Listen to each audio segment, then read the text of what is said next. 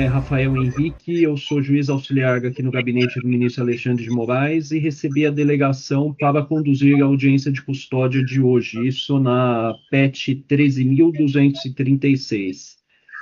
Senhor Rafael Martins de Oliveira, o senhor é tenente-coronel do Exército Brasileiro.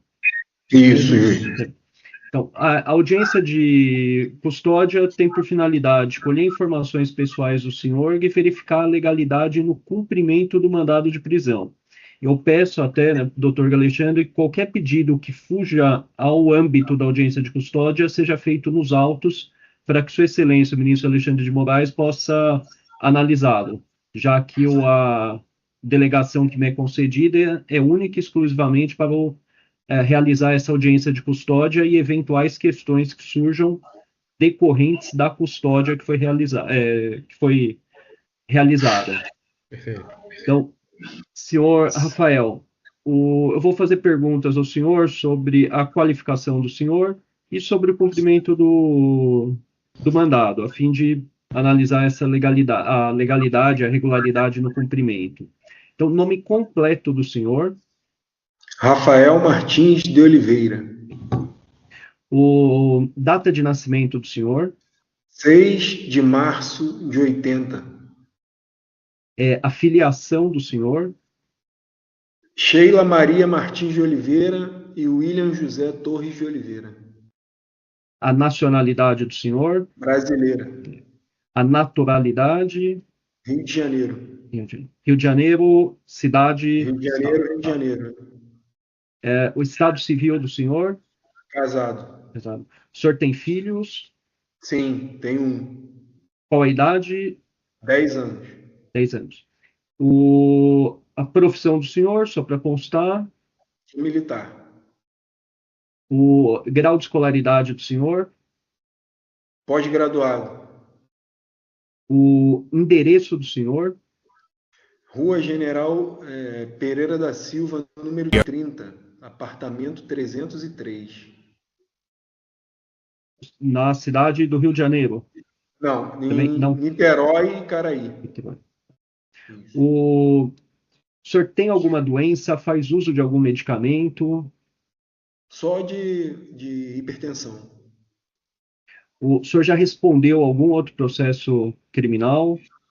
Não, responder não.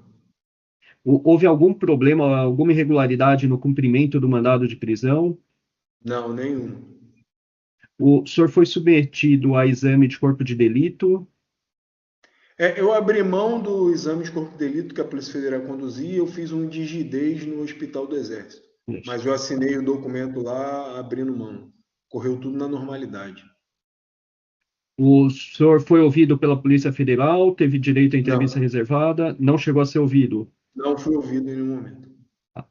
O horário da prisão, só para constar, teria sido Doutor, se eu não me engano, foi aproximadamente 8 horas da manhã, 7 alguma coisa, 8 horas.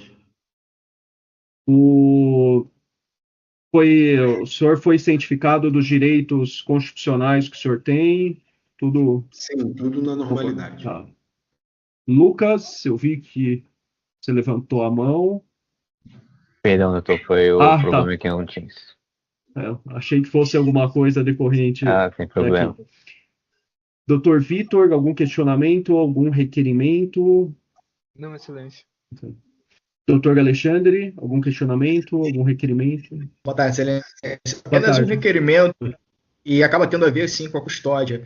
O que acontece? Hoje eu estive na unidade, né, no quartel, e infelizmente eu não tive acesso ao Rafael, tá? Porque, segundo a orientação que eles receberam na unidade, somente com procuração nos autos e após ofício do ministro, né, uma decisão do ministro autorizando a minha entrada como advogado do Rafael, aí sim eu poderia ter acesso a ele. A gente sabe que amanhã vai ser feriado, então assim, a gente está um pouco apertado, essa questão de prazo e de horário, enfim. Eu gostaria que Vossa Excelência pudesse me autorizar amanhã a estar visitando o Rafael através de e-mail, enfim, um ofício para a unidade, para que eu possa amanhã estar conversando com ele pessoalmente. Eu pediria que o senhor faça um pedido nos autos para que isso seja definido. Já fez? Já então, fiz. Tendo sido feito esse pedido, Sua Excelência, o ministro Alexandre de Moraes, analisa se é que já não houve esse deferimento para que o senhor possa ter acesso a ele, seguindo as regras da unidade militar. Não, as regras da unidade militar, isso daí não tem nenhum tipo de problema, não tem nenhum tipo de óbice. A única objeção que eu encontrei lá foi: doutor, infelizmente, embora você esteja com a procuração, o Rafael assinou aqui a procuração, colocando você como advogado dele, não à toa, estou aqui participando da audiência de custódia, é que na minha concepção não faz nem sentido eu participar de uma audiência de custódia dele e não ter acesso a ele. É meio ilógico, né? Se a gente for parar para analisar de uma maneira bem simples e racional, não faz o menor sentido. Eu ser o advogado dele, eu estar fazendo a audiência de custódia dele e não ter acesso a ele. E aí ter que esperar uma mera burocracia, né? Essa é a realidade, que na minha concepção, não vou nem entrar nesse mérito, enfim, de legalidade ou não da decisão, que existe uma lei federal, a prerrogativa do advogado, do qual autoriza o advogado a ter acesso, né? No qual autoriza não, né? No qual prevê constitucionalmente o advogado ter acesso ao cliente dele, e essa prerrogativa, ainda que não expressamente, mas está me sendo negada, porque se eu tenho uma procuração do qual me dá acesso a ele, do qual se eu tenho uma lei federal do qual determina que eu posso ter acesso a ele, e aí tem uma decisão que fala, não, somente após estar cadastrado no processo e após um ofício de Vossa Excelência para poder autorizar eu ter acesso a ele, não faz nem sentido eu estar fazendo audiência, seguindo a lógica da decisão. Não, o que eu peço é, o senhor faça o pedido. Se já foi feito, o ministro relator provavelmente já analisou ou está em vias de analisar e essa autorização é concedida. Perfeito. Eu só gostaria que consignasse em ato, então, sim, esse meu pedido, tá? E aí, Vossa Excelência, enfim, dando a sua decisão, dizendo que cabe ao ministro Alexandre de Moraes poder deferir ou não. Vai acabar sendo deferido, obviamente, naturalmente, mas, enfim, na minha concepção, desculpa, mais uma vez, não faz sentido eu estar aqui fazendo audiência de custódia, não faz sentido eu ter a procuração dele e eu não ter acesso a ele. Entendeu? Na minha concepção, inclusive, é uma violação à prerrogativa do advogado. Mas tudo bem. Doutor Vitor? Excelência, sem entrar no mérito da questão apresentada pelo advogado, só gostaria de certificar se ele teve, se o custodiado, na verdade, teve acesso a ele, a entrevista prévia, ainda que virtualmente, antes da audiência de custódia. Isso eu tive sim. O Vossa Excelência sim, conversei com o Rafael antes. Certo. Sim.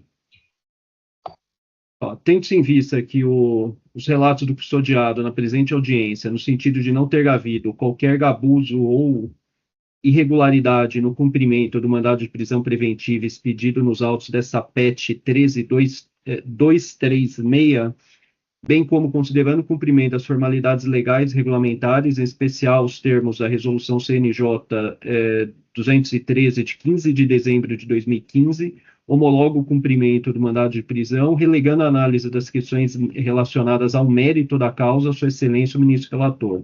Em relação a essa questão do acesso ao senhor Rafael, já havendo petição nos autos, isso será analisado pelo ministro. Perfeito, obrigado, Excelência. Então, declaro encerrada a audiência de custódia do senhor Rafael Martins de Oliveira. Obrigado, senhor Rafael. Na medida possível, tenha uma boa noite. Igualmente, senhor. Obrigado, doutor Alexandre. Obrigado, boa noite. Boa noite, pessoal.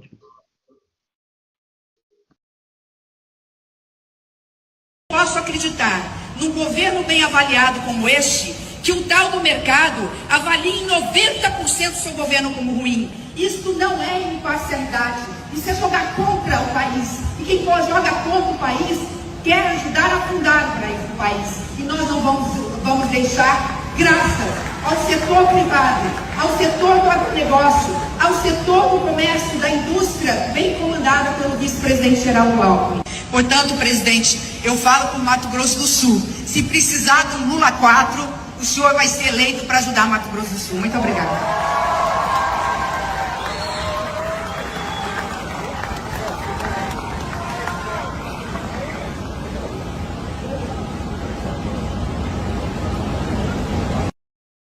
Publicou um vídeo para registrar o que chamou de dia histórico. Vamos ver. 6 de dezembro de 2024, um dia histórico da diplomacia, em especial brasileira.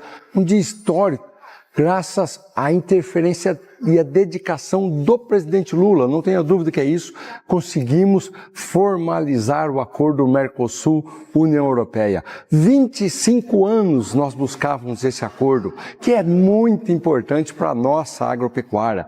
Este acordo prevê mais liberdade comercial, por exemplo, zero tarifa para frutas, café e outros produtos brasileiros, cotas importantes para açúcar, carne de frango, carne bovina, etanol. Nós vamos mostrar a nossa competência e poder acessar esse mercado tão importante que é a União Europeia. O presidente Lula se dedicou, todos nós trabalhamos e o resultado está aí. Vamos agora aproveitar com a tradução do acordo, a implementação dele nos próximos meses e aí sim aproveitar isso em oportunidades econômicas. É o Brasil, o Mercosul ganhando muito com esse acordo formalizado.